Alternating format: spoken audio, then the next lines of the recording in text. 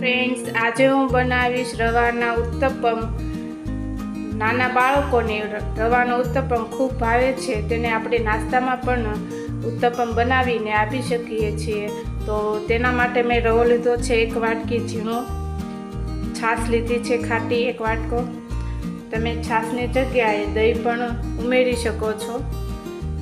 2 નંગ ટમાટર લીધા છે, તેને બારીક સમારી લીધા છે. 2 નંગ કાંદા લીધા છે, તેને પણ બારીક સમારી લીધા છે. 2 મરચાં લીધા છે મોળા, તેને પણ બારીક સમારી લીધા છે. જીરું લીધું છે અને નમક લીધું છે. આમાં આપણે બીજા કોઈ વેજીટેબલ એડ નથી કરવાના, ખાલી કાંદા અને ટમાટર અને મોળા મરચાં એટલું જ એડ કરવાનું છે. તો આટલી સામગ્રી આપણે રવાના ઉત્તપમ બનાવવા માટે જોશે. સૌપ્રથમ આપણે રવાનું બેટર બનાવી લઈશું. તો 1 વાટકી રવો લીધો છે ઝીણો, તે આપણે બાઉલમાં એડ કરી દઈશું. હવે છાશ એડ કરશું. જેમ જોઈએ તેમ આપણે એડ કરતા જઈશું. બેટરને આપણે થોડુંક જાડું રાખવાનું છે, બહુ પતલું નથી રાખવાનું. બરાબર મિક્સ કરી લઈશું.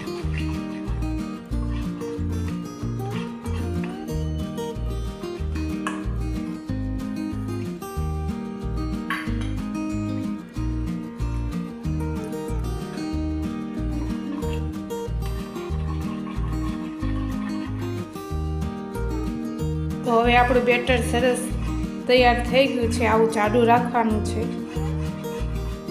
હવે તેમાં એડ કરશું થોડુંક જીરું,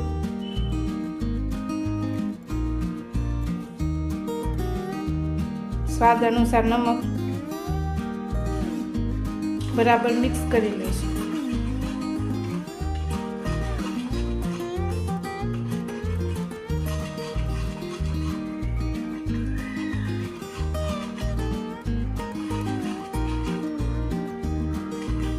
તો બેટર તૈયાર થઈ ગયું છે.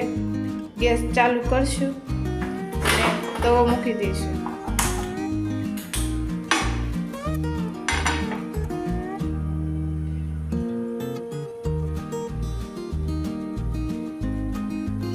તો તવો ગરમ થઈ ગયો છે. 1 ચમચ તેલ એડ કરી લગાવી દઈશું આખા તવામાં. આવી રીતે લગાવવાનું છે.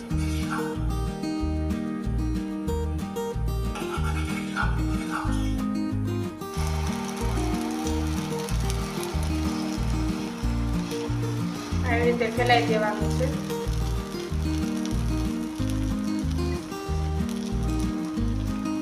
ગેસને સ્લો જ રાખવાનો છે. ઉપર આપણે ટમેટા એડ કરી દઈશું.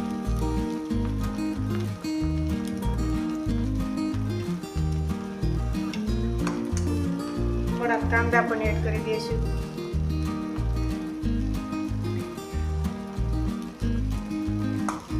થોડા મોળા મરચાં એડ કરશું.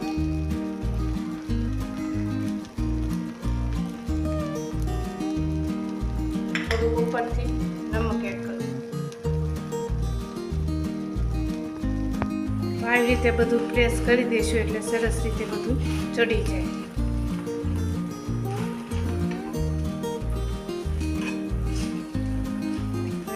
સ્લો ગેસ પર આપણે ચડવા દઈશું 2 થી 3 મિનિટ. પછી પલટાવી નાખીશું.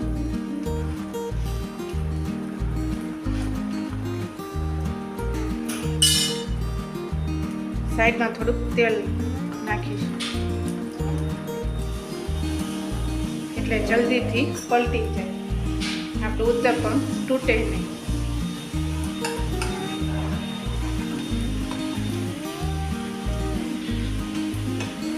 નાના બાળકોને આ ઉત્તપમ ખૂબ ભાવે છે.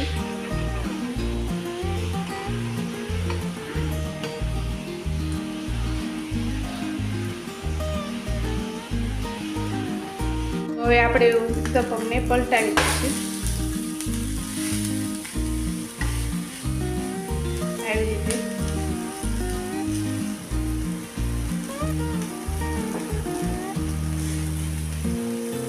બે મિનિટ સુધી આપણે પકાવવા દઈશું ધીમી આંચ પર. ઉત્તપમ સરસ રીતે ચડી ગયો છે. હવે આપણે એને એક પ્લેટમાં કાઢી લઈશું.